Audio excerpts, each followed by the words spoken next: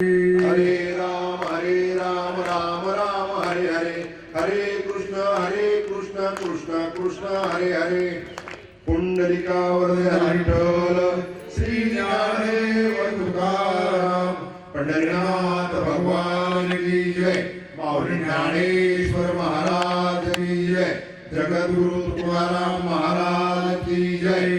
सद्गुरु श्री संत शेख मोहम्मद महाराज की जय। सब संतन की जय। हर हर महादेव।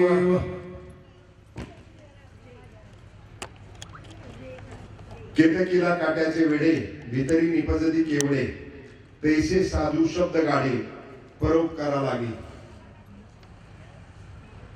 वक्रतुंड महाकाय सूर्यकोटी समप्रभ, निर्विघ्नं कुरु देव सर्व कार्येषु सर्वदा। गुरु ब्रह्मा गुरु विष्णू गुरुदेव महेश्वरा, पर साक्षात परब्रह्म तस्मै श्री गुरुवे नमः। आज या ठिकाणी प्रवचन रूपी सेवा घेत असताना परिहार देणं हे गरजेचं आहे। खरं तर गेले 36 वर्षापासून या ठिकाणी पारायण सोहळा, मग ते ज्ञानेश्वरी पारायण असेल, योग संग्रामचं पारायण असेल, गाथा पारायण असेल, योग संग्रामचं पारायण, अशा प्रकारचा कार्यक्रम होतो। यावर्षी सद्गुरू श्री संत शेख मोहम्मद महाराजांचा संजीवन समाधी सोहळ्याचं 328 वर्ष आणि त्या निमित्तानंच त्याचबरोबर यात्रोत्सव या निमित्तानं गाथा पारायण आणि योग संग्राम पारायण हा सोहळा या ठिकाणी गेली 36 वर्षापासून पार पडतोय। आज खरं तर मला या ठिकाणी महाराजांच्या समोर आपण सेवेची संधी देत आहे, त्याबद्दल मी कमिटीचा अंतःकरणापासून त्या ठिकाणी आभार अंतःकरणापासून मानतो। आजच्या सेवेसाठी संत श्रेष्ठ सद्गुरू शेख मोहम्मद महाराजांचा 15व्या अध्यायातली 71वी ओवी या ठिकाणी सेवेसाठी घेतलेली। केतकीला काट्याचे वेडे, भीतरी निभसती केवडे, तैसे साधूचे शब्द गाडे, परोपकारा लागे।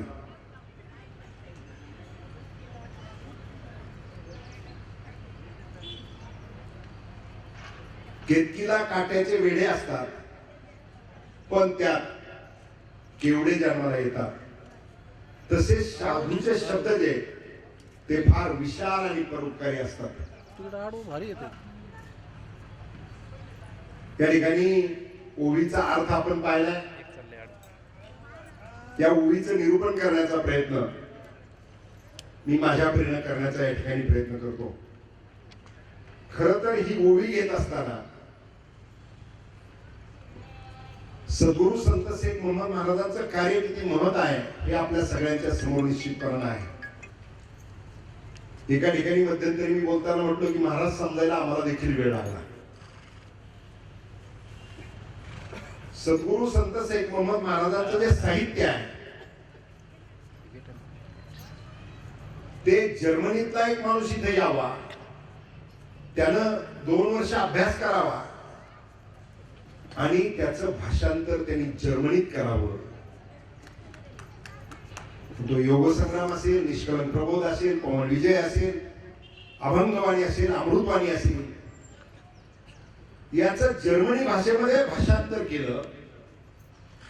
खरं तर मला बापू तात्या असा प्रश्न पडला, या जर्मनीचा माणूस इथे कशासाठी आला असेल, त्यांनी भाषांतर कशासाठी केलं असेल। परंतु काल रात्री हरिभक्ती परायण माऊली ज्ञानेश्वर संस्थांचे प्रमुख विश्वस्त यांनी जर्मनीला त्या ठिकाणी आध्यात्मिक कार्य कशा पद्धतीने चालतं हे त्यांनी सांगितलं। आणि यावर्षी देहूच्या आणि आळंदीचे प्रमुख मंडळी तिथं जाऊन तिथं सप्ताह करताय।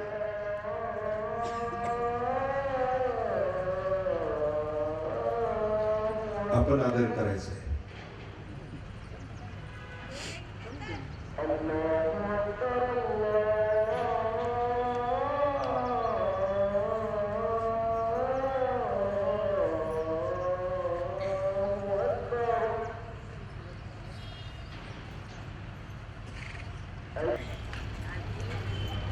खर तर पुढे जाऊन मी सांगणार आहे, महाराजांवरती झालेलं लिखाण असेल, महाराजांचा साहित्य असेल, आज उभी घेत असताना संतांचे आपल्यावर असणारे उपकार जे आहेत ते सांगण्यासाठी सद्गुरु संत शेख मोहम्मद महाराजांची ही ओवी आपण घेतलेली आहे. तुकाराम महाराज आपल्याला सांगतात, सगळ्यांच्या परिचयाचा अभंग आहे. काय सांगू आता संतांचे उपकार, मज निरंतर जागविती, काय द्यावे त्याशी व्हावे उतराई, ठेविता हा जीव पायी थोडा.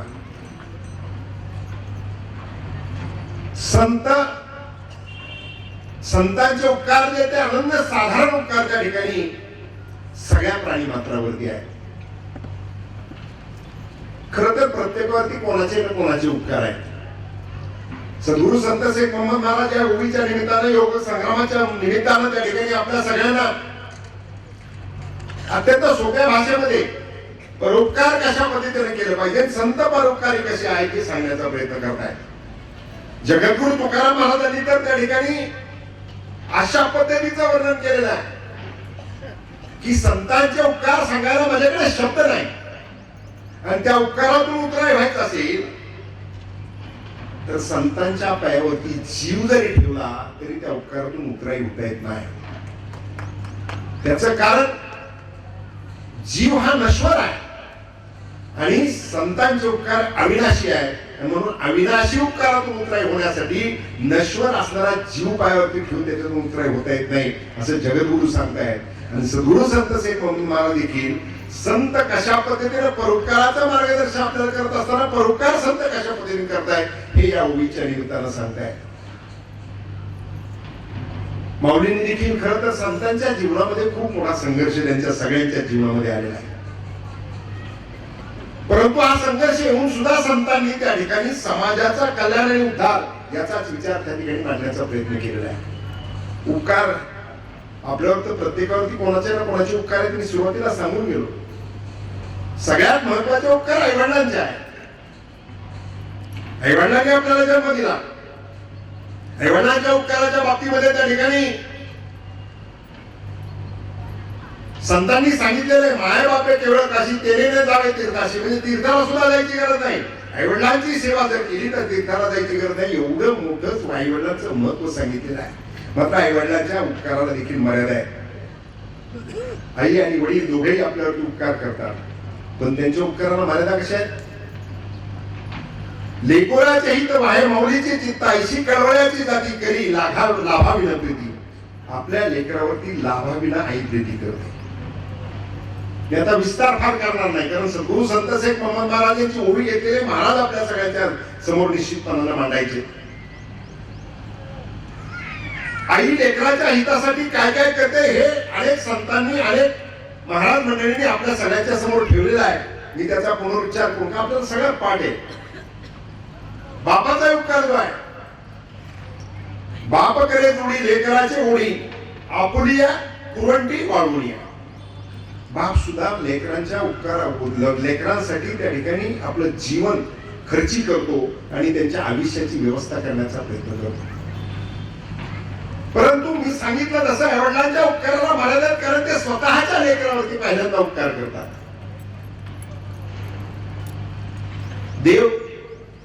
देवाचे देखील आपल्यावर उपकार आहेत, परंतु देव उपकार करत असताना देवाच्या उपकाराला सुद्धा मर्यादा आहे. आता तुम्ही म्हणता देवाच्या उपकाराला कसं काय मर्यादा आहे? देवाच्या उपकाराला अशा प्रकारच्या मर्यादा आहेत. भक्ता राखी पाया दुर्जनाशी सहारी. दुर्जनाचा सहार करण्यासाठी देव येतो आणि भक्ताच्या रक्षणासाठी देव येतो. देव सगळ्यांसाठीच येत नाही. आपल्याला जर विचारलं आपण पुण्यवंत आहोत का, तर कुणी काही हात वर करणार नाही. आपल्याला विचारलं आपण पापी आहोत का, तर प्रत्येक जण नाही म्हणेल. पापी असतो तर प्रवचनात कीर्तनात येऊन बसलो नसतो. आणि पुण्यवंत आहोतच, परंतु हात वर का करत नाही, तर हात वर करणं हा सुद्धा अध्यात्मानं अहंकार सांगितलेला आहे. आणि म्हणून त्या ठिकाणी आम्ही पुण्यवंत म्हणूनही सांगत नाही. मात्र देव कोणासाठी येतो, तर पाप्याला संपवण्यासाठी येतो. पुण्यवंत असणाऱ्या भक्ताच्या कल्याणासाठी देव येतो. त्याची अनेक उदाहरणं सांगता येतील. भक्त प्रल्हादाचं उदाहरण आपल्याला सांगता येईल, तुम्हाला सगळ्यांना माहित आहे. भक्त प्रल्हाद नारायण नारायण नारायण त्या ठिकाणी त्याचं कायम चालू असायचं. त्याचे वडील हिरण्यकश्यपू यांनी त्याला त्या नारायणाचं बंद कर म्हणून सांगितलं, त्याने कधीच ऐकलं नाही. म्हणून त्याला कड्यावरून लुटून दिला जिवंत, हातीच्या पायाखाली दिला जिवंत, तेलाच्या कढईत टाकला, काहीच नाही. भक्त प्रल्हाद वाचला कसा तर देव त्याच्यासाठी कायम उभा राहिला. अनेक उदाहरणं त्या ठिकाणी आपल्याला सांगता येतील. संतांना देखील देवानं संतांसाठी संतांचा सहवास लाभावा असं सुद्धा म्हणावं लागेल. त्याच्यासाठी देव एकनाथ महाराजांच्या घरी श्रीखंड्याने पाणी भरलं. कोण श्रीखंड्या? देव. सावता महाराजांना त्या ठिकाणी देव खुरपू लागला. सावता महाराजांच्या साठी सावता महाराज आरणवरून पंढरपूरला कधी गेले सांगता येणार नाही, परंतु पंढरपूरवरून देव आरणला कित्येक वेळेस आले ते दाखले आहे. तुकाराम महाराजांसाठी देव त्यांचे म्हणजे तुकाराम महाराजांचे पितृ सुद्धा देवाणी घातले. तुकाराम महाराजांच्या धर्मपत्नी जिजाऊच्या पायातला काटा देखील देवाने काढला. कितीतरी उदाहरण सांगता येईल. संत खर तर भागवत संप्रदायामध्ये त्या ठिकाणी भेदाभेद अमंगळ मानल्याने आपल्या पंढरीश पांडुरंगानं सगळ्यांना आपल्या जवळ केलंय. चोखामेळ्याचं उदाहरण आपल्याला सांगता येईल. संतांचे अनेक त्या ठिकाणी उदाहरण आपल्या सगळ्यांच्या समोर निश्चितपणानं देवानं संतांसाठी केलेले कार्य. चोखामेळ्याची अशोभा आमचे कायम सांगत असते. त्यांना तुम्हाला आवडता विषय ते अत्यंत चांगल्या पद्धतीने मांडण्याचा प्रयत्न करतात. रात्री आपल्याला आणखी कीर्तनातून एक नवीन विषय ऐकायला मिळाला चोखा महाराजांचा. अशोक बापूजी नेहमी सांगतात की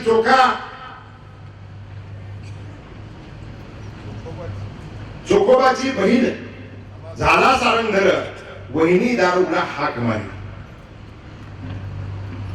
म्हणजे त्यांचं बाळणपण होतं. बाळणपणासाठी बहिणीला आणायला सांगितलं. बहिणीला आणायचं सोडून चोखोबा वारीत निघून गेले.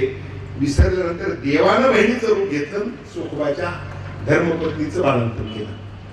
आणि काल ऐकलेला तर प्रसंग एवढा चोखोबाच्या बाबतीत महत्वाचा आहे. आपण किती भेद किती आपल्यामध्ये आपण किती अंतर पाडतोय. देवाने आपल्याला काय सांगितलं याचं आपण पाहायला तयार नाही. स्वर्गामध्ये जेव्हा स्वर्गातलं अमृत त्या ठिकाणी नाचलं म्हणून सांगितलं. ब्रह्मदेवाला विचारल्यानंतर ब्रह्मदेवाला सांगितलंय अमृत मी निर्माण करू शकतो, पण नाचलेलं अमृत मला त्या ठिकाणी शुद्ध करता येणार नाही. मग कुठे जावं लागेल? खाली जा. तिथे चोखोबा महाराज आहे. देव चोखोबांकडे आले. चोखोबांकडे देव आल्यानंतर चोखोबा महाराजांना त्या ठिकाणी सांगितलं की मला ब्रह्मदेवाला पाठवलं आणि स्वर्गातलं विष नाचलेलं आहे. त्या विषाचं त्या ठिकाणी ते अमृत नाचलेलं आहे. त्या नाचलेल्या अमृताचं त्या ठिकाणी शुद्ध करून पाहिजे. आता देवच आले म्हटलं तर चोखोबानं त्या ठिकाणी आदिरातिथ्य करायचं असा विचार केला. देव म्हटले ते नंतर बघू, आम्हाला भुका लागल्या, जेवायला वाढा. चोखोबाच्या घरी देव जेवले.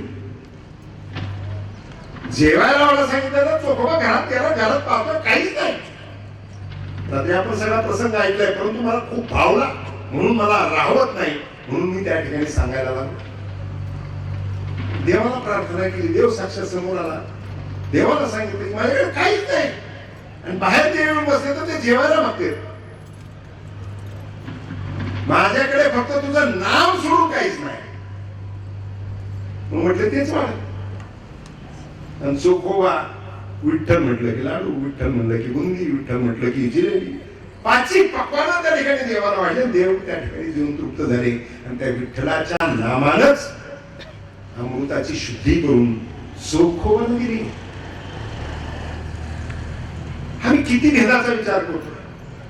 म्हणून संत महात्म्यांनी आपल्यासाठी किंवा देवाला देखील संत महात्म्यांसाठी वेळोवेळी अवतार घेतलेला आहे. परंतु देवानं त्या ठिकाणी अवतार घेत असताना दुर्जनांना संपवण्यासाठी मग ते हिरण्यकश्यप असेल नाहीतर मग शिशुपाल असेल, कथा भाग सांगायला गेलो तर लांबच जाईल. दुर्जनांचा ह्रास करण्यासाठी देवानं त्या ठिकाणी अवतार घेतला. मात्र संत जे आहेत, देव सुद्धा देवाच्या उपकाराला मर्यादा कशा आहे की भक्ताला पायाजवळ आणि दुष्टाचा नाश करणं याच्यासाठी देव येतो. मात्र संत कसं आहे, संतांनी त्या ठिकाणी त्यांचं जीवन जे आहे, ज्यानं त्रास दिला त्याचाही कल्याण, अपकारावर पण उपकार आणि उपकारावर सुद्धा उपकार. संतांच्या देवावर सुद्धा उपकार आहे. देवाची ओळख, देवाची गोडी ही निर्माण करण्याचं काम संतांनी केलेलं आहे. आणि म्हणून त्या ठिकाणी संतांना किती त्रास झाला. ज्ञानेश्वर माऊलींचं उदाहरण, आता 750 वर्ष झाले. 750 वर्ष माऊलींना जाऊन झाल्यानंतर त्या ठिकाणी आज माऊली आम्हाला ते गेल्यानंतर कळालं. माऊली हयात असताना त्यांना काय काय त्रास झाला. अरे मांडे बांधायचे खापर दिलं नाही. बहिणीला भूक लागली, त्या ठिकाणी माधवगिरी मागायला गेले, ती घेतलेली माधवगिरी सगळी सांडून पायानं मातीत मिसळली. त्या विसोबा खेचरानं मातीत ती मिसळली. त्या विसोबा खेचराला देखील त्याचं कल्याण आणि त्याचा उद्धार त्या ठिकाणी माऊलींनी केला. माऊली तर माऊलींचं किती आघातकारी, त्यांनी जीवनभर एवढा त्रास त्यांना झाला, शुद्धीपत्र मिळालं नाही. जनाचा, जीवाचा आणि जनाचा उद्धार करण्यासाठी माऊलींनी जीवन घालवलं. जनाचा उद्धार करण्यासाठी भिंत चालवली, जीवाचा उद्धार करण्यासाठी रेड्याला वेद बोलायला लावले आणि जनाचा उद्धार करण्यासाठी ज्ञानेश्वरी दिली. पण ज्ञानेश्वरी दिल्यानंतर शेवटी पसायदान दिलं. आणि पसायदानात माऊलींनी काय सांगितलंय, दुरितांचे तिमिर जाओ, विश्व स्वधर्म सूर्य पाहो, जो जे वांछील तो ते राहू. आता याच्यातलं आपल्याला आवडतं काय, जो जो वांछील तो ते राहू. आपल्याला आवडतं तेवढं, पण त्याच्या अगोदर सांगितलंय दुरितांचे तिमिर जाओ. पाप रूपी असणारा ज्ञान आहे, त्या ज्ञान जाऊ द्या, ज्ञानाचा प्रकाश निर्माण होऊ द्या. आणि स्वधर्म सांगितलाय. स्वधर्म म्हणजे हिंदू, मुस्लिम, बौद्ध, ख्रिश्चन असे धर्म नाही सांगितलेले. मानवता हा धर्म सांगितलाय. मानवता धर्म तुमच्या ठाई जागा होऊ द्या आणि मग सगळ्यांचं कल्याण. सगळ्यांचं कल्याण म्हणजे मंडपात बसलेल्यांचं कल्याण नाही सांगितलं. जीवन मात्र सह मुंगी पासून तर प्रत्येक हत्तीपर्यंत सगळ्यांचं कल्याण माऊलींनी सांगितलंय. की ज्या माऊलीला त्यांच्या आयुष्याच्या प्रत्येक पावलाला संघर्ष करावा लागला, प्रत्येक पावलाला माऊलीला त्रास दिला, परंतु माऊलींनी कुणाला त्या ठिकाणी शाप दिला नाही, तर माऊलींनी प्रत्येकाच्या कल्याणाचा विचार मांडला. जगद्गुरूला त्रास झाला, ज्यांनी ज्यांनी छळलं त्या प्रत्येकाचं कल्याण जगद्गुरू संत तुकाराम महाराजांनी पाहिलं. मग ते मुंबाजी असेल, नाही तर रामेश्वर भट्ट असेल. रामेश्वर भट्टांनी गाथा बोलल्या.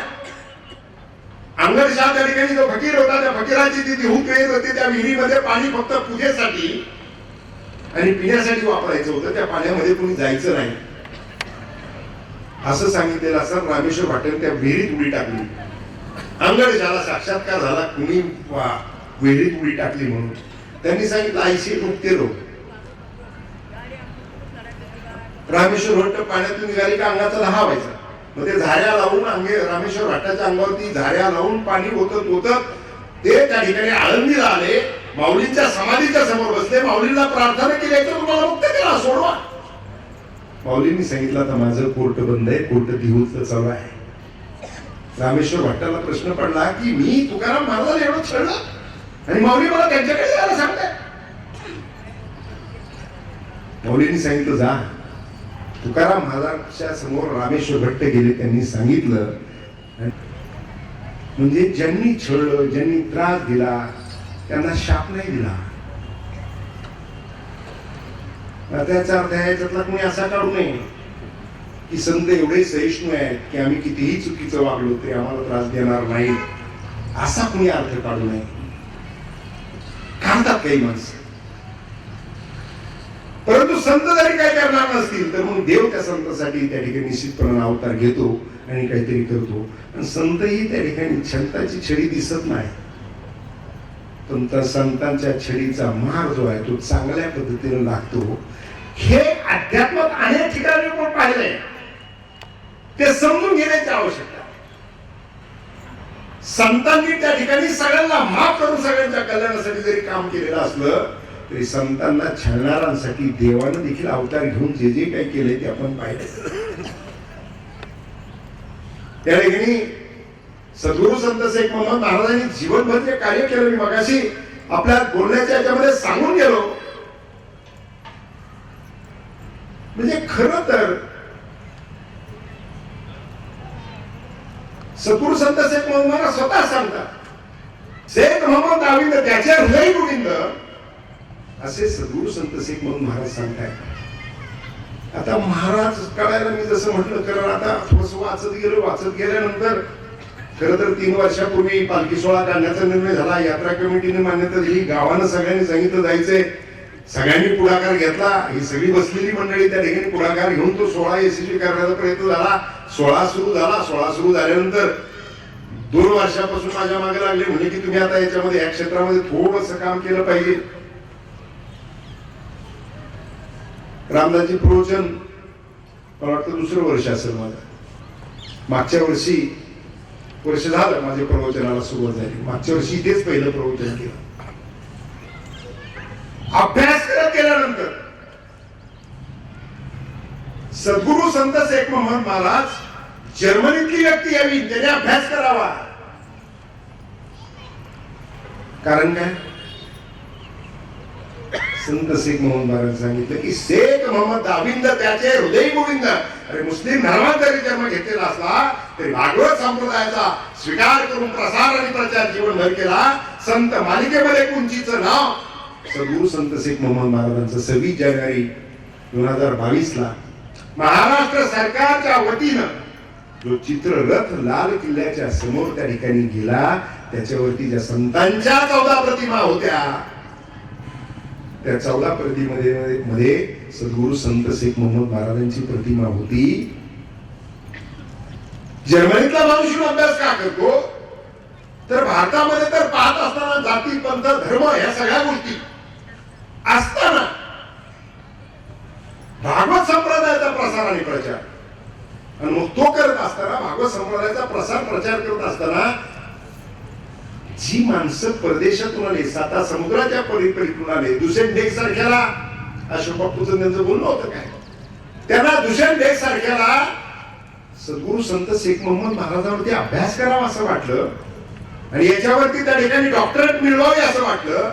आणि त्यांना ऑगस्ट 2001 मध्ये आपल्या पुणे विद्यापीठाने, ज्याचं नाव आता सावित्रीबाई फुले पुणे विद्यापीठ असं आहे, त्या पुणे विद्यापीठानं ऑगस्ट 2001 ला दुष्यंत त्या ठिकाणी डॉक्टरेट दिली, विद्यावाचस्पती दिली. 1998 साली भीमा मोडले आपल्या तालुक्यातले सूत्र, त्यांना विद्यावाचस्पती मिळाली.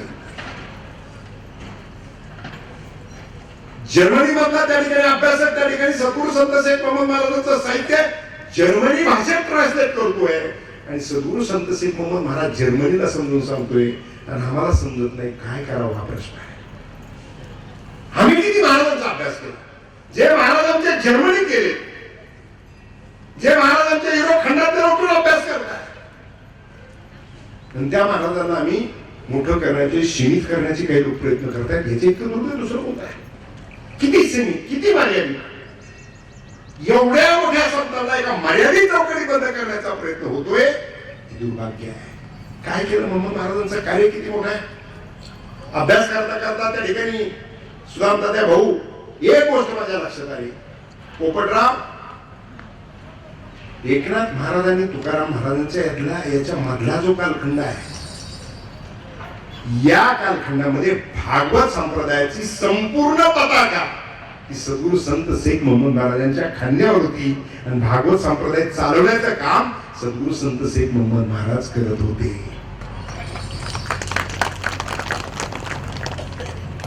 अनेक गोष्टी आहेत. तुकाराम महाराजांनी अभंग अनेक केले, त्याला साक्षात्कार झाला. नामदेव महाराज पंढरीश पांडुरंग स्वप्नात आले, त्यांनी सांगितलं की नामदेव महाराजांचे जे काय अभंग अपूर्ण राहिलेले त्याचं काम तुम्ही पूर्ण करा म्हणून सांगितलं, कवित्व करा म्हणून सांगितलं. तुकाराम महाराजांनी अभंग लिहायला सुरुवात केली. अभंग लिहित असताना, कवित्व करत असताना पंढरपूरला वाळवंटात सद्गुरू संत शेख मोहम्मद महाराजांची दिंडी श्रीगोंद्याहून गेलेली, ऐतिहासिक खूप मोठा. त्या शेजारी घेऊन तुकाराम महाराज दिंडी घेऊन आले तर त्या दिंडे शेजारी शेजारी मुक्कामाला आहे. आणि तुकाराम महाराज त्यांच्या का भक्ताला सांगताय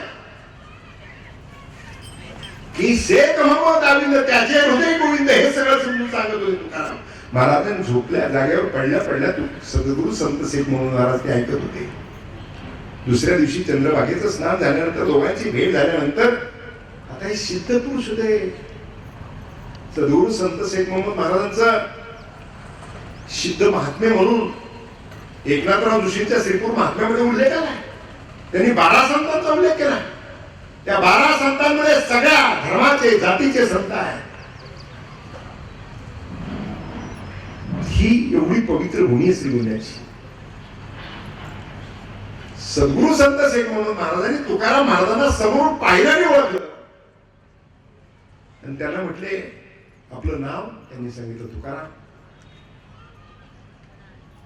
कुठले? त्यांनी सांगितलं देहू. आमच्या शेजारचा राहोटी जे आहे किंवा फळ जे त्याच्यात तुम्ही उतरला. तुम्ही हो. रात्री या विषयावरती तुमची चर्चा चालू होती. हो. तुमच्या शेजारीच आम्ही आहोत. आमचं कीर्तन आहे. कीर्तनाला या. जगद्गुरु त्या ठिकाणी संत शेख मोहम्मद महाराजांनी कीर्तनाला बोलावलं म्हणून तिथे गेले. सद्गुरु संत शेख मोहम्मद महाराज विना गळ्यात घेऊन त्या ठिकाणी कीर्तनाची सुरुवात करणार होते. तेवढ्या तुकाराम महाराजांना त्या ठिकाणी सद्गुरूंनी बोलवलं. सद्गुरूंनी जगद्गुरूंना बोलवलं. जगद्गुरूंच्या गळ्यामध्ये विणा दिला. त्यांनी सांगितलं मी अजून कीर्तन केलेलं नाही. त्यांनी सांगितलं की तुम्हाला काही अवघड नाही, तुम्ही आता आजपासून कीर्तन करायचे. अरे जगद्गुरु तुकाराम महाराजांच्या गळ्यामध्ये ज्यांनी विणा दिला ते सद्गुरू संत शेख मोहम्मद महाराज. मी सांगितलं आम्हालाच कळायला उशीर झाला आणि बाकीच्यांना कळूनच घ्यायचं नाही, समजूनच घ्यायचं नाही आणि त्या महाराजांना सीमित करण्याचा प्रयत्न करायचा. ज्ञानेश्वर माऊलींच्या ज्ञानेश्वर मध्ये काही ओव्या आणि योग संग्रामाच्या काही ओव्यांमध्ये साम्य एका ग्रंथामध्ये वाचायला मला मिळालं. 6 ओव्या. त्याचबरोबर श्रीपूर महात्म्यातली 1 ओवी आणि ज्ञानेश्वरी आणि योग संग्राम तिन्हीच साम्य आहे. वाचणं अभ्यास करणं गरजेचं आहे आणि त्या ठिकाणी संत आहेत कशा पद्धतीने त्यांचा स्वीकार, संतांचा स्वीकार करून त्यांचा अभ्यास करून त्या संतांच्या दृष्टिकोनातून त्यांचे रस्ते जे आहेत त्यांनी निर्माण केलेलं जे साहित्य आहे ते साहित्य समाजाच्या उद्धारासाठी, कल्याणासाठी असणारं साहित्य हे समाजापर्यंत गेलं पाहिजे.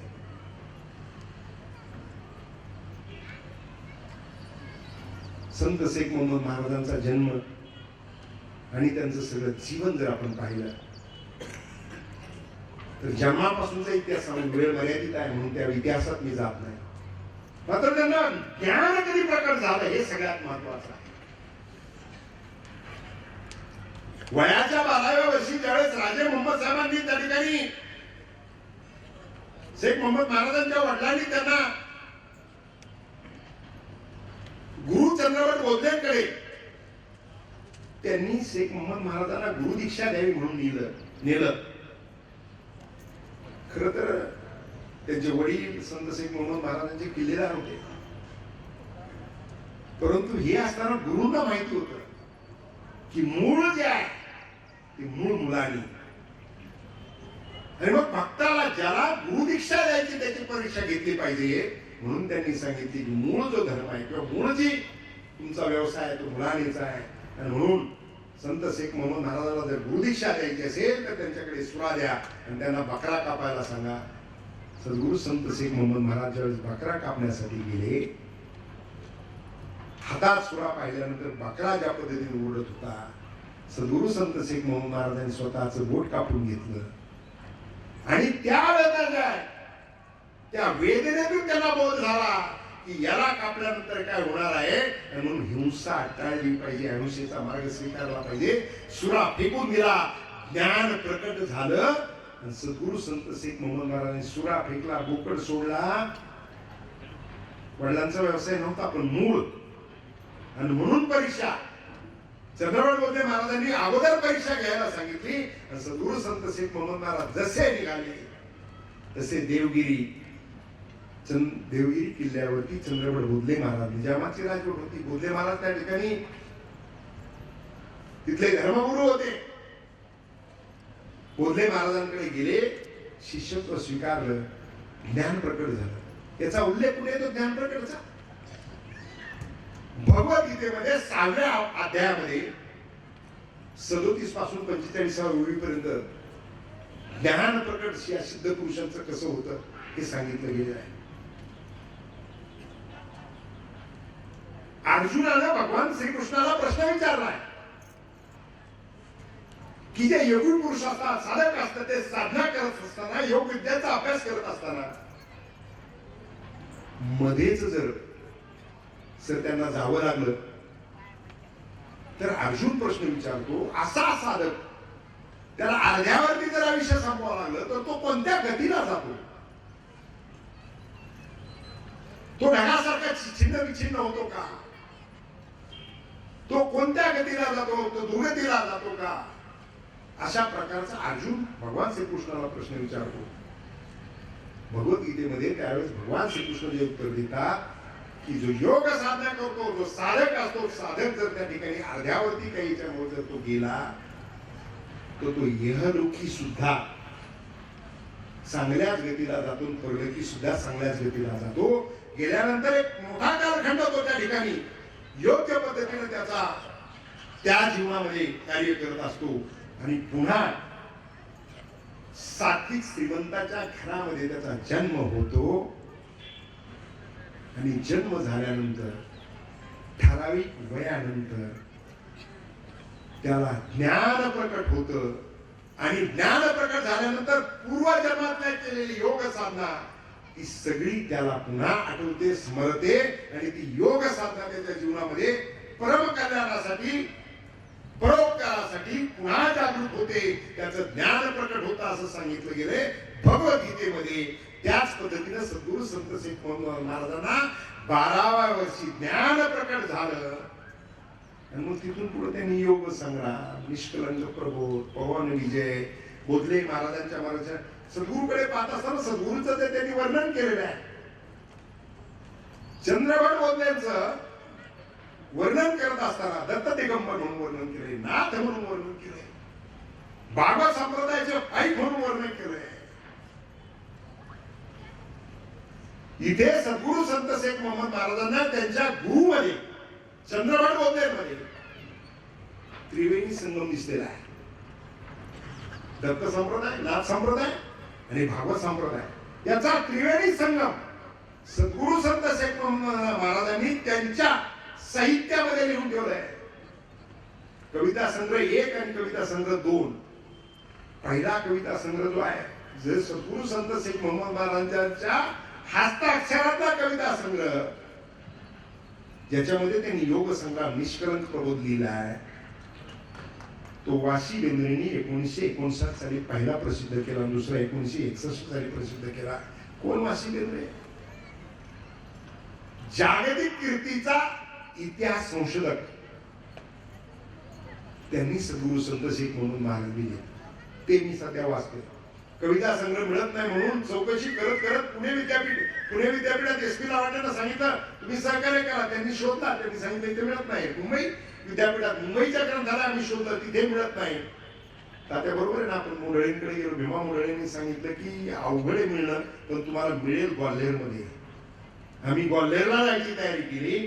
मात्र सहज एक दिवशी नगरला गेलो आणि अनिल सहस्रबुद्धे सरांचं नाव मुढळेंचे मार्गदर्शक म्हणून वाचलेलं होतं. म्हणून सहस्रबुद्धे सरांना म्हटलं तुमच्याकडे चहा यायचा. म्हणजे घनश्याम किती दिवस वाट पाहतो, या. गेलो आणि त्यांना सांगितलं मी ग्वाल्हेरला जाणार आहे, त्या लायब्ररीत मिळू शकेल का, काय काय मिळेल महाराजांचं. म्हणजे काय पाहिजे म्हणलं कविता संग्रह माझ्याकडे आहे ना. सहस्रबुद्धे सरांना सद्गुरु संत शेख मोहम्मद महाराजांचा कविता संग्रह कोणी दिला होता भेट? युमो पठाणांनी. तो कविता संग्रह मी आणला वगैरे सर.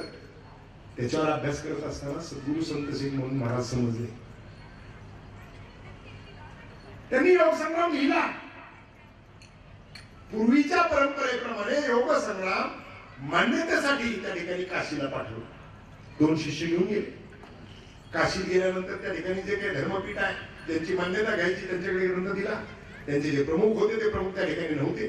त्यांनी सांगितलं ठीक आहे मी सादर करतो, पण परवानगी घेऊन तुम्हाला देतो. शिष्य परत निघाले, तुम्हाला कळवतो म्हणून सांगितलं म्हणून परत निघाले. ज्यावेळेस ते प्रमुख आले, त्या प्रमुखांना सांगितलं की हा ग्रंथ आलेला आहे मान्यतेसाठी. काय नाव आहे? योग संग्राम. कुठून आलाय? श्रीगोंदा. कुणी लिहिलाय? शेख मोहम्मद. ते म्हणजे अविंद्याची वाणी ऐकणं सुद्धा पाप आहे.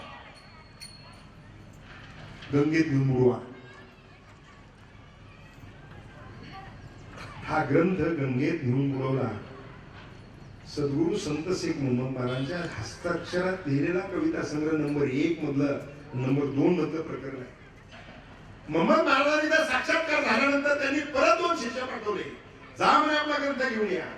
तिथे मागितल्यानंतर त्यांनी सांगितलं, ज्यांना बुडवायला सांगितलं होता त्यांना सांगितलं तो ग्रंथ कुठे दाखव म्हणून येऊ.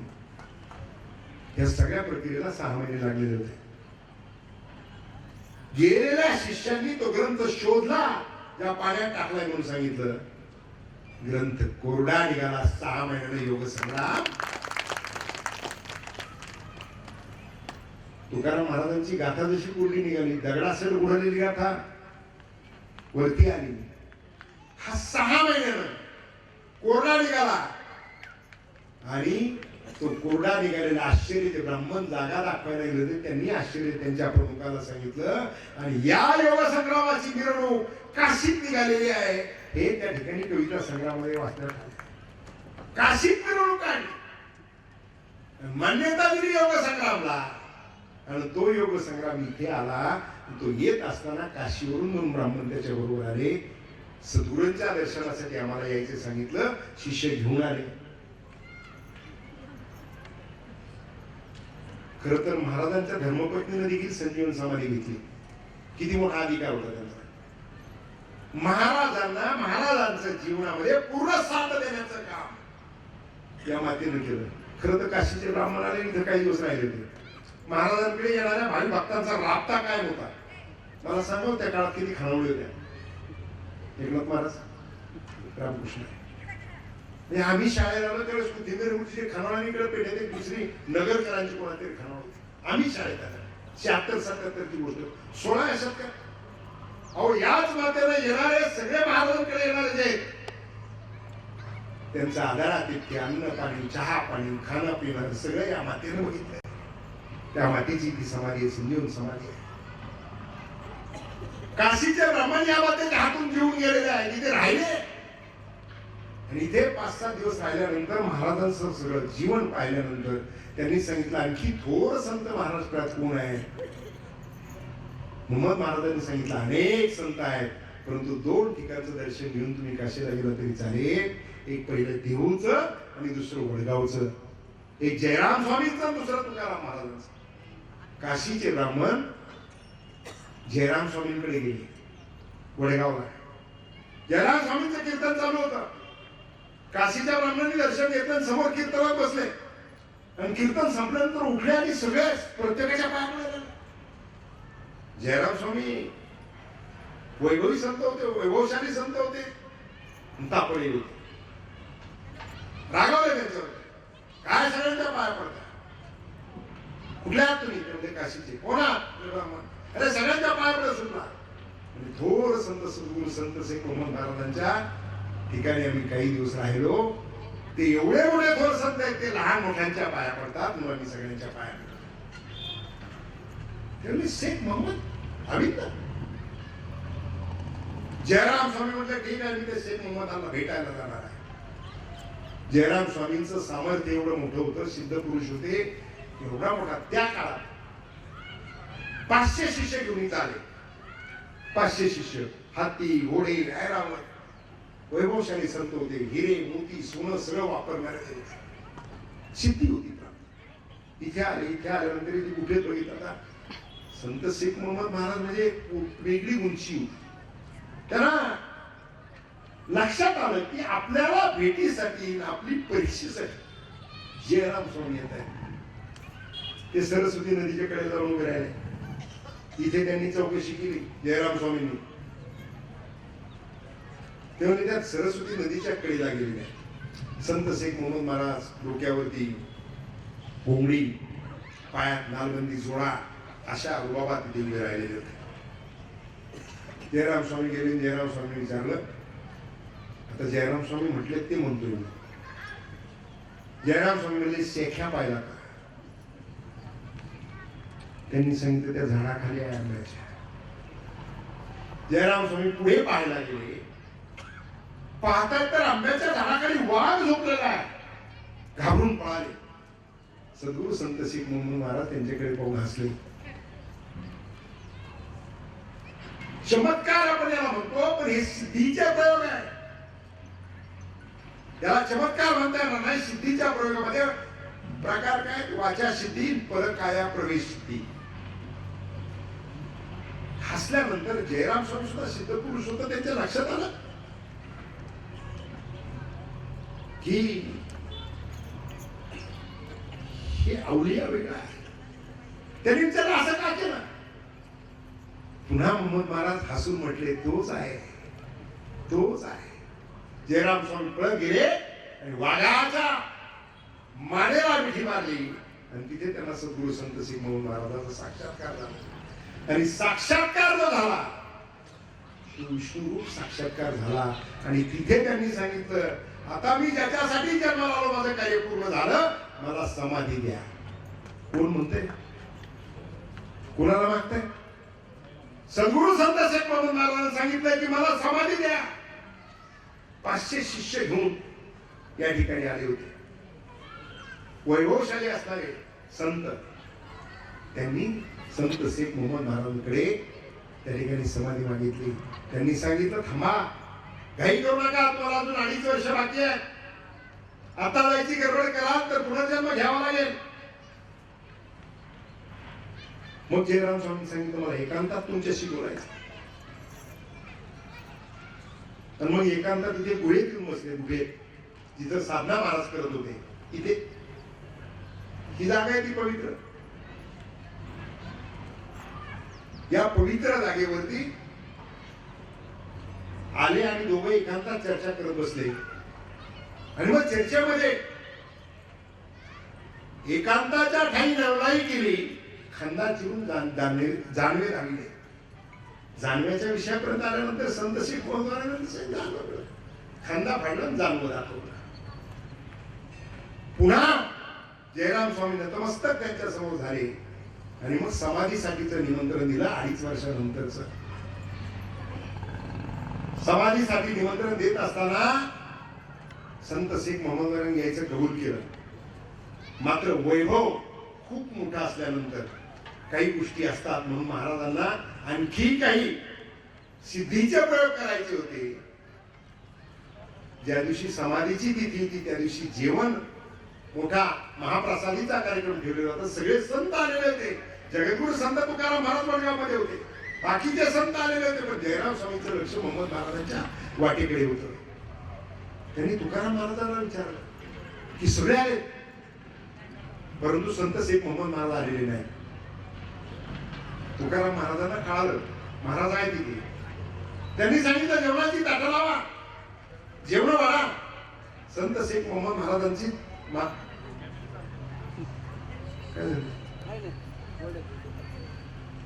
सद्गुरू संत शेख मोहम्मद महाराजांचं ताट लावा. तुकाराम महाराजांनी सांगितलं, ताटं लावली सगळ्याची जेवणाची, वाढलं सगळ्यांना. आणि जेवण चालत असताना सगळे संत जेवत होते. संत शेख मोहम्मद महाराजांच्या जागेवरती कोणीच नव्हतं. मात्र ताटातला अन्न बाकीच्यांच्या जसं संपत होतं तसं सद्गुरू संत शेख मोहम्मद महाराजांच्या ताटातलं अन्न संपत होतं. आणि मग तुकाराम महाराजांनी त्या ठिकाणी जयराम स्वामींना सांगितलं, संत शेख मोहम्मद महाराज आले आणि जेवण करून गेले. तुम्ही कीर्तनाला तुम्ही बोलवा येते. कीर्तन सुरू झालं आणि कीर्तन चालू असताना जयराम स्वामी कीर्तन करत असताना समोर ठेवलेला ग्रंथ जो आहे तो ग्रंथ आपोआप वर यायला लागला. तुकाराम महाराज तटकन उठले. जयराम स्वामींच्या कानात जाऊन सांगितलं, बघा शेख मोहम्मद महाराज आहे. तिथे जयराम स्वामींना पाहिलं, जयघोष पांडुरंगाच्या नावाचा केला आणि साष्टांग दंड घातला आणि जयराम स्वामींची समाधी लागली. कुणी दिली जयराम स्वामींना समाधी? सद्गुरु संत शेख महाराजांनी या महात्म्यात जयराम स्वामींचे अनेक विषय जे आहेत ते विषय आपल्याला निश्चितपणानं सविस्तरपणानं सांगता आले असते. मोहम्मद महाराजांनी त्या ठिकाणी सिद्धीचा प्रयोग किती केले, चमत्कार किती केले. देहूमध्ये संत जगद्गुरूंचं कीर्तन त्या ठिकाणी चाललेलं आपण काय माहिती ना दृष्टांत काय. देहूच्या कीर्तनात तल्लीन झाले सगळे भक्त. तुकाराम महाराज एवढे तल्लीन झाले, एवढे नाचायला लागले की तो हिला धरलेला जो त्याचा नाचता नाचता हिला मंडपाला लागला, मंडप पेटला. इथे सद्गुरु संत शेख मोहम्मद महाराजांचा साक्षात्कार झाला. हे मी नाही सांगत. महिपती महाराजांनी संत विजय आणि भक्त विजय लिहिले, त्याच्यातली नाही महिपती महाराजांनी. त्यांच्या ग्रंथात तिथे मंडप पेटला, त्याच्यासाठी त्यांनी काहीतरी 11 का 12 वेळा खर्च केला महिपती महाराजांनी. सद्गुरु संत शेख महाराजांनी इथून मंडप विझवला. विझवल्यानंतर भक्तांनी विचारलं काय प्रकार आहे. तुम्ही उडी मारली, मंडपाला हात लावला, तुम्ही हात सोडल्यानंतर राग पडली. त्यांनी सांगितलं जगद्गुरु संत तुकाराम महाराज कीर्तनात तल्लीन झाले आणि तिथे मंडप पेटला. भक्त चाणक्ष असतात. एका भक्ताने विचारलं तर तुकाराम महाराजांच्या कीर्तनात साक्षात पांडुरंग असतो तर मग त्याला काय नाही विझवला. संत शेख मोहम्मद महाराजांनी दिलं उत्तर मोठं गोड आहे की भक्त तर तल्लीन झालते पण देव पण तल्लीन झाला होता. देव सुद्धा भानावर होता आणि म्हणून इथून मंडप विझवावा लागला. दुसऱ्या दिवशी इथून काही लोक गेले, तिकडून देहूतला मंडप विझवला. त्याच्या त्या बाबतीमध्ये तुकाराम महाराजांनी सांगितलं शेख मोहम्मदांनी श्रीगोंद्यातून विझवला.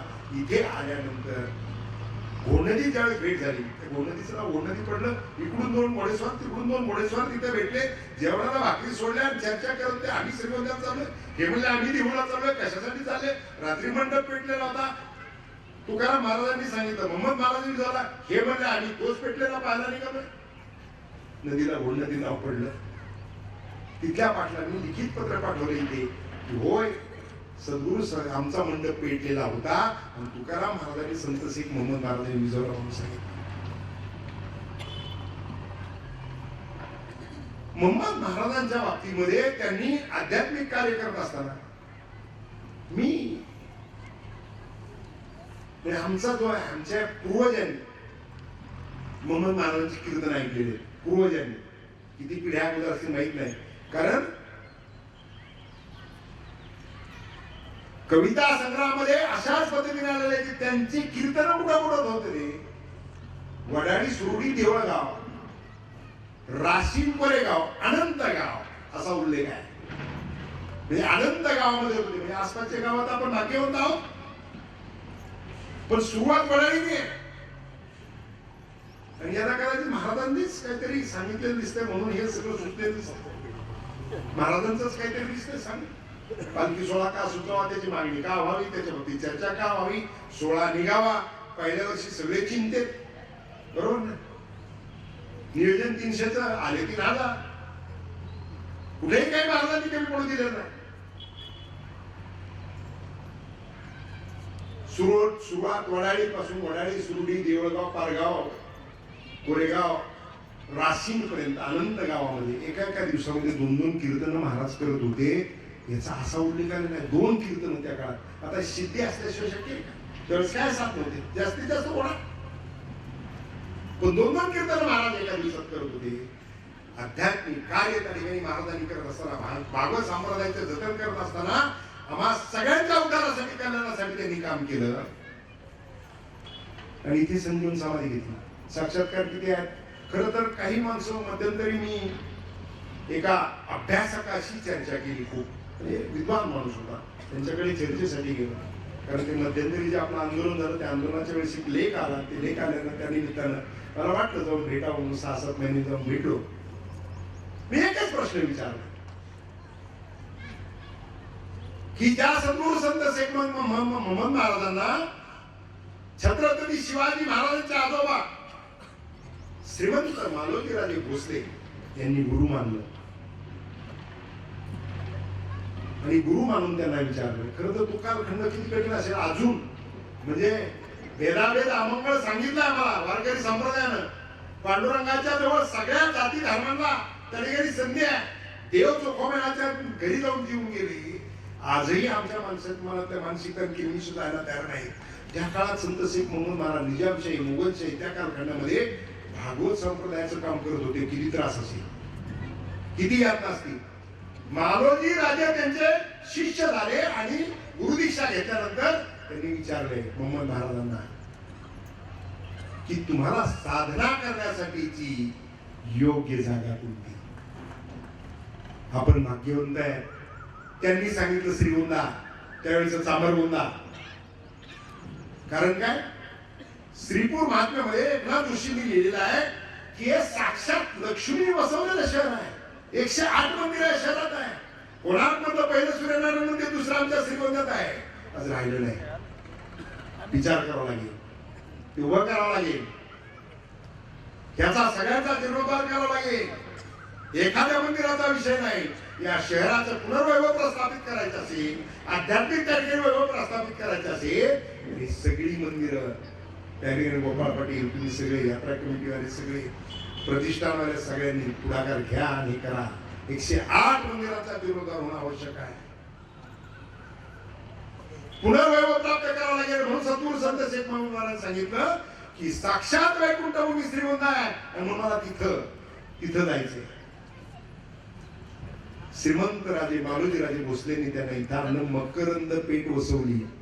मकरंद पेठ काही माणसं सीमित करायला निघाले. ती जे ज्या कल्पना मांडतात त्या कल्पनेत मकरंद पेठ नाही वापरतच. मकरंद पेठ वसून इथे मठ बांधून दिला. इथे त्यांनी त्या ठिकाणी अभ्यास केला. त्यांनी सगळं ग्रंथसंपदा इथे निर्माण केली. काय म्हणतात ते संग्रामच्या सुरुवातीला ओम, प्रत्येक अध्यायाची सुरुवात ओमनी आहे. निष्कलन प्रबोध महाराजांनी लिहिला. काय सुरुवात आहे? निष्कलन प्रबोधच्या पहिल्या अध्यायातली काही ओळ्या वाचतो मी. ओम निर्विकाराय नमः. प्रथम वंदितो संत कबीर, जो असे ज्ञानाचा सागर, निवडले सार असार, निरक्षरी हंसवंत. दुसरे वंदन रविदास अशी जन्मले चर्मकार वंशी.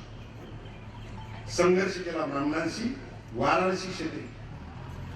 वंदन तिसरे नामदेवाला, वारकरी धर्म संस्थापकाला. कीर्तन परंपरा जनकाला सर्व भावे. चोखा मेळा गोरा कुंभार, संत सावता ज्ञानेश्वर, सेना लावी संत थोर, सर्वांशी नमन माझे. सगळं वाचतंय. नमन वंदन जे सद्गुरू संत शेख मोहम्मद महाराज करत होते, नमन आणि वंदन. काही माणसांना नमन वंदनच मान्य नाही. ते नमन वंदन महाराजांनी लिहिलेलं साहित्य अजिबात मान्य नाही. मात्र मानवी राजांनी दिलेली सहज मान्य. प्रत्येक मान्य असताना आम्हाला काय हरकत नाही. कुठं तुम्ही कुणी गावकरी तुमचं सुद्धा आभार मानतो मी सगळ्यांचे की मालोजी राजेंनी दिलेली जी सनद आहे ती शेत जमीन आहे, त्याच्यामध्ये तुम्ही कुठला एकही दावा केला नाही. तुमचा अंतःकरणापासून आभार आहे. तुमचं म्हणणं एवढंच आहे, मंदिराचा जीर्णोद्धार झाला पाहिजे, त्याचा विकास झाला पाहिजे. त्याच लाईनवरती तुमच्या सगळ्या चर्चा. मात्र काय मामाने सांगितलं होतं की ते असं, आणि मालोजी राजेंनी सांगितलंय की जो याला अडथळा निर्माण करेल तो गुन्हेगार करेल. खरी याला कोणीच अडथळा निर्माण केलं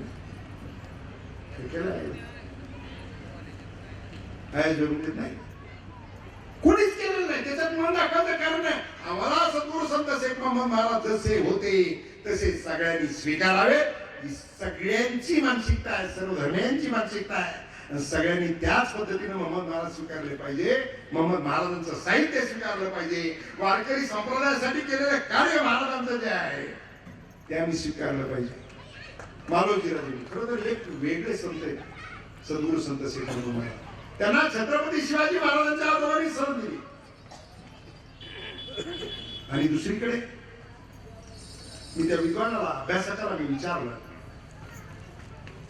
वायऱ्याचा आणि पारोडी बुरुडीचा प्रसंग. मोहम्मद महाराज पांडुरंग विठ्ठल विठ्ठल करत त्या ठिकाणी भजन करत चालले. औरंगजेबाचा काफिला बाजूला चाललेला आहे. औरंगजेबाचा काफिला चाललेला असताना त्या काफिल्यातून हे विठ्ठल विठ्ठल करायचं की मोहम्मद महाराजांनी कसं भेडवाडे ते कसे करून देत होते. त्या कालखंडामध्ये अफजल खान ज्यावेळेस तुळजापूरच्या देवीच्या मंदिराचा विध्वंस करून पंढरपूरला आता जाणार म्हणून सांगितलं, त्यावेळेस सद्गुरू संत सिंग मोहम्मदारांनी आवाज टाकलेला आहे की पंढरपूरच्या विठ्ठलाच्या मूर्तीला हात लावशील तर यार त्याच्यावरती अभंग आहे त्यांचे काही. आता वेळ नाहीये ते सांगत नाही, परंतु पांडुरंगाच्या मूर्तीला हात लावा तर या जागा पांडुरंगाची मूर्ती त्यांना दिसलीच नाही.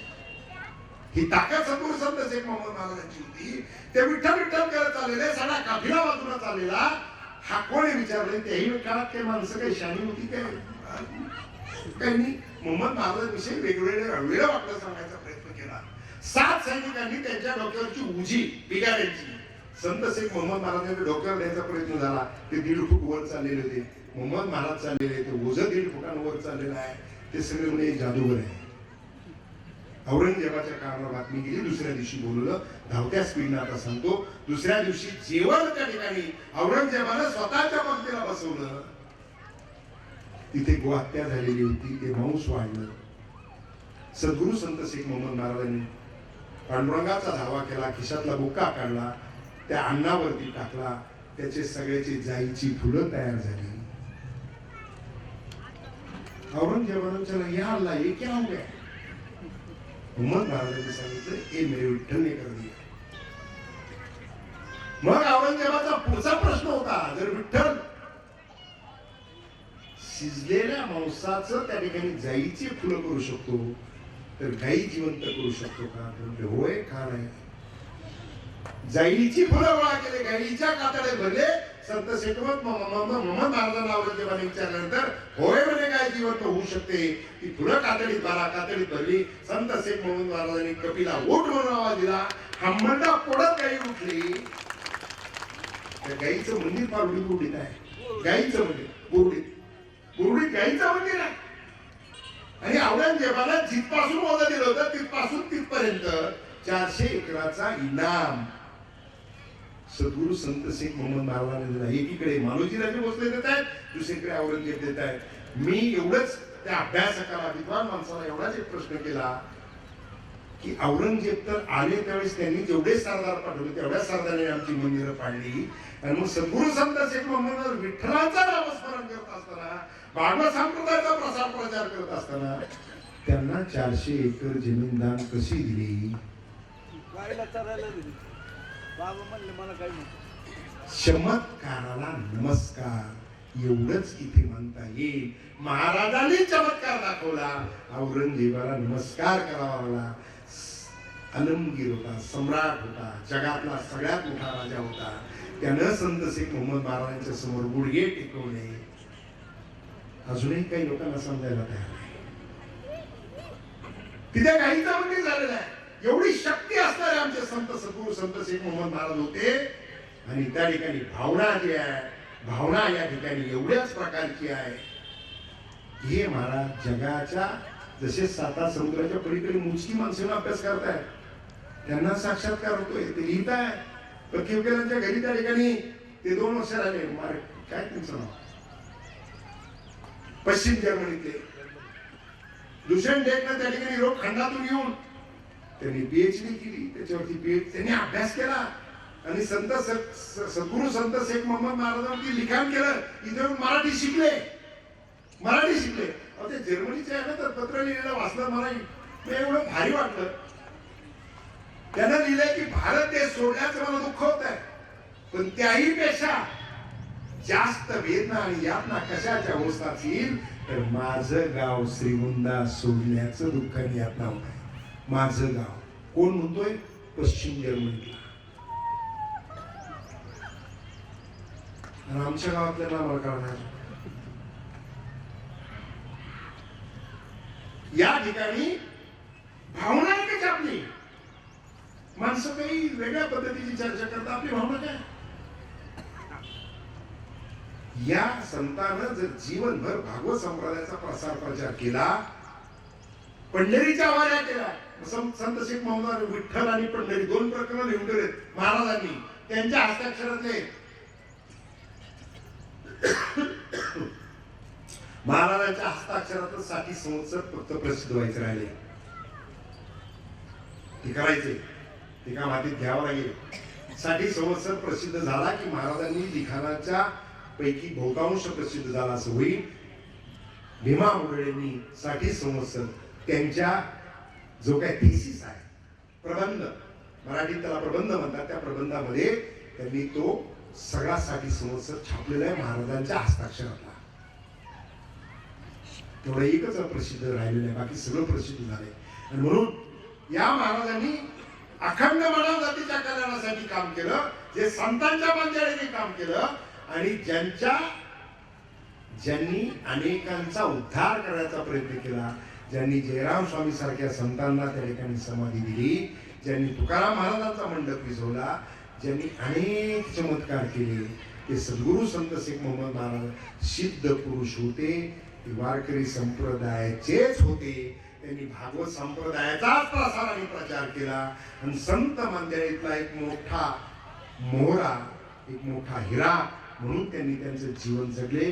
खरं तर संतांपैकी आता जन्मतिथी वगैरे सगळ्या गोष्टीचा सरासर सगळ्या अभ्यासाकडे विचार करून 99 ते 105 वर्षाचा विश्वास सद्गुरू संत शेख मोहम्मद महाराजांना मिळाला आणि त्यांचं मंदिर व्हावं.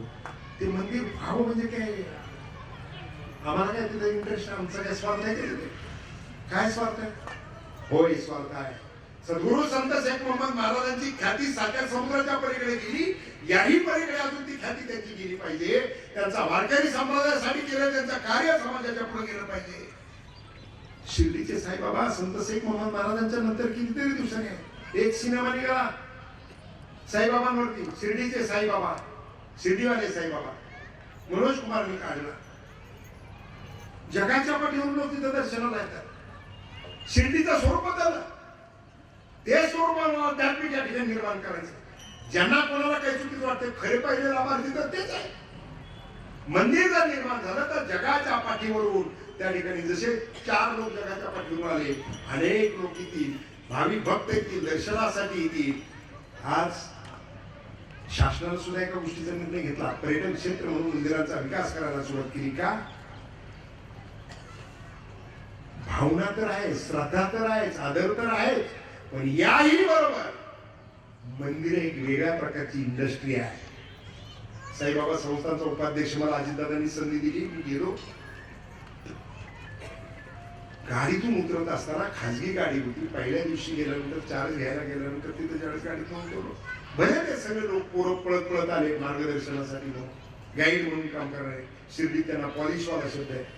ते बाकीचे म्हणाले बाजूला व्हा, ते थांबा एक मिनिट, मला त्यांच्याशीच बोलायचं. म्हटलं कामाची सुरुवात करायची. आम्ही आमच्या जीवनामध्ये कायम कुठल्याही गोष्टीचा अभ्यास करून काम करण्याचा प्रयत्न केला. माझ्या जीवनामध्ये कायम ते केलेलं आहे. उकडीचा अभ्यास केला सुद्धा त्याला सगळं माहिती. पाणी पुढे गेलं, आम्हाला काय मिळालं काय नाही मिळालं राजकारण व्यवस्थित मला कधीच बोलायचं नाही. पण परमार्थ आहे, परोपकार आहे, समाजासाठी काम आहे, ते घडलं झालं. संतांचे आशीर्वाद, आईवडिलांची पुण्य आहे. तिथे गेल्यानंतर शिर्डी ही चौकशी करायला सुरुवात केली. पोरं पळत आलं, त्यांना विचारलं काय करता तुम्ही काम? ते म्हणजे आम्ही गाईडचं काम करतो, मार्गदर्शन करतो, मदत करतो. म्हणजे काय काय करता? ते म्हणजे आलेल्याला हॉटेल पाहिजे, सगळं हॉटेल, प्रसाद, फुलं, जे काय लागते दर्शनाच्या रांगेपर्यंत सगळं आम्ही सहकार्य करतो. म्हणलं असं काम करणारे मुलं किती? त्यांनी सांगितलं 5000. आकडा किती? म्हणलं कुठली आहे? ते म्हणजे शिर्डीतले आजूबाजूच्या गावातले. त्यांना म्हणलं रोजंदारी किती पडते? त्यांनी सांगितलं कितीही यात्रा कमी भरली 10,000 रुपये. म्हणलं जास्तीत जास्त? म्हणले साहेब इतके मिळतात पैसे. म्हणलं सरासरी महिना किती पडतो? म्हणजे 4-5 हजार रुपये रोजाप्रमाणे पडतो. 1-1.5 लाख रुपयापर्यंत. 5000 मुलं, लाखाचा हिशोब धरला. 5000 मुलाला शिर्डीत महिन्याला 1 लाख रुपयाने पैसे मिळतात. आमचं म्हणणं तेच आहे. इथेही विकास झाल्यानंतर सद्गुरू संत शेख मोहम्मद महाराज दर्शनासाठी आल्यानंतर तिथल्या आमच्या तरुणांच्या बेरोजगारीचा प्रश्न संपणार आहे. इथं सगळा श्रीगोंद्याचा शहराचा विकास होणार आहे. वेगवेगळ्या पद्धतीच्या गोष्टी इथं घडणार आहे. म्हणून आग्रह आमचा काय दुराग्रह वेगळ्या पद्धतीचा, परंतु एका ठराविक चौकटीमध्ये महाराजांना नेण्याचा जो प्रयत्न चाललेला आहे, खरं तर परंपराशे 1911 पासून यात्रेचा इतिहास सापडतोय. पूजा परंपराच्या त्या पूजा परंपराच्या सगळ्या त्या 5 वेळेस जे चंदन लेपाचे कार्यक्रम होत आहेत त्या सगळ्या तिथे हिंदी कॅलेंडर प्रमाणे आहे. त्याचे मानकरी जे आहे ते मोठे पाटील घराणं त्याचं मानकरी, जागीरदार घराणं मोठ्यांना अडचण असेल तर आहे. पालखीचा मान खेतमाळीस परिवाराला आहे, पांढरकर परिवाराला त्या ठिकाणी लाल पकडण्याचा मान आहे, धोत्रेकडे तेलाची जबाबदारी आहे. चंदन लेपासाठी क्षीरसागर परिवार त्या ठिकाणी चंदन लेपासाठीच चंदन तयार करण्याचं मान आहे. दळवी त्या ठिकाणी नाभिक समाजाचे त्यांचा अशोक त्या ठिकाणी छबिण्याच्या दिवशी पकडण्याचा मान आहे. आणि सगळ्या जाती धर्मांना मान आहे. मग काही लोक त्याला संकुचित करण्याचा प्रयत्न करतायत. आणि म्हणून या गोष्टी देखील आपण सद्गुरू संत शेख मोहम्मद महाराज यांचा अभ्यास आपण करण्याची आवश्यकता आहे. खरं तर यात्रा कमिटी उत्सव समिती प्रत्येक वर्षी योग संग्रामचं पालन करते.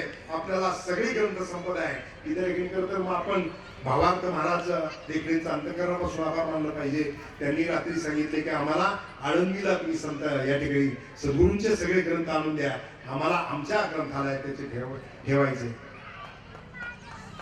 आता पालखी सोहळा काढताना दिवू देवस्थान आपल्या पाठीमागे उभं राहिलं. आता तुम्ही सगळ्यांनी देखणे महाराजांनी आता आळंदीचं देवस्थान देखील आपल्या पाठीमागे उभं राहिलं आहे. आणि म्हणून जे म्हणायची काय तुमच्या सगळ्यांच्या मनात त्याला घडायला फारसा वेळ लागणार नाही. ठीक आहे, महाराज बुद्धी देतील, सद्बुद्धी देतील आणि त्याच्यातून निश्चितपणाने मार्ग निघेल असं या ठिकाणी वाटतं. खरं तर आज प्रवचन रूपी सेवा करत असताना सद्गुरू संत शेख मोहम्मद महाराजांची ओवी, खरं तर त्यांच्या अनेक ओव्या आहेत त्या संदर्भातल्या. साधू या विषयावरती 15 अध्यायच ओव्या आहेत. आणि चुकीची वाईट अभक्त असणारी माणसे त्यांच्यासाठीच्या ओव्या याच्यात होते. त्याला त्यांनी खारकीचं उदाहरण दिले. खारीक वर गोडे आतीची बी कठीण आहे. मग वर गोड बोलणारी माणसं आतून कसे कठीण असतात ते देखील महाराजांनी सांगितलेलं आहे. आंब्याचं उदाहरण दिलंय. आंब्याचं साल तुरट आहे पण आंब्यात रस आहे तो गोड आहे, मात्र त्यातली कुळी आहे ती कठीण आहे. अशी काही माणसं कठीण आहेत हे देखील महाराजांनी याच्यात सांगितलेलं आहे. आणि साधुबोध करण्याच्या अनेक ओव्या महाराजांनी याच आता वेळ संपलेली असल्यामुळे ते ओव्या मी सांगत नाही, महाराजांनी योग संग्राममध्ये सांगितलेलं आहे. आणि म्हणून प्रत्येक अध्यायाची सुरुवात, प्रत्येक ग्रंथाची सुरुवात ओम न केलेली आहे. आणि म्हणून महाराजांचं स्वरूप बदलण्याचा प्रयत्न होणार नाही याची काळजी तुम्ही सगळे घेताय. आणि महाराज देखील सद्बुद्धी देतील आणि पंढरीश पांडुरंग देखील आपल्याला आशीर्वाद देईल अशाच प्रकारची अपेक्षा या ठिकाणी व्यक्त करतो. आजची प्रवचनरूपी सेवा करण्याची यात्रा उत्सव समितीने मला जी काही संधी दिली त्याबद्दल समितीचे आभार मानतो. जे काय महाराजांच्या विषयी किंवा जे काय आज प्रवचनरूपी सेवेतून बोलत असताना मांडले ते माझे सद्गुरू तुकाराम महाराजांच्या 11वे वर्ष हरिभक्तीपरायण माणिकप्पा मोरे यांचा आहे. जर बोलण्याच्या ओघात काही चुकलं असेल तर माझं मला परत करा एवढी आपल्या सगळ्यांना प्रार्थना करतो. आणि मी या ठिकाणी माझ्या या आजच्या प्रवचनरूपी सेवेला पूर्ण विराम देतो. पुंडलिकावर श्री ज्ञानदेव तुकाराम पंढरीनाथ भगवान की जय. माऊली ज्ञानेश्वर महाराज की जय. जगद्गुरु तुकाराम महाराज की जय. सद्गुरु श्री संत शेख मोहम्मद महाराज की जय. गुरुवर्य तात्या महाराज की जय. सब संतन की जय. हर हर महादेव. गुरुदेव दत्त.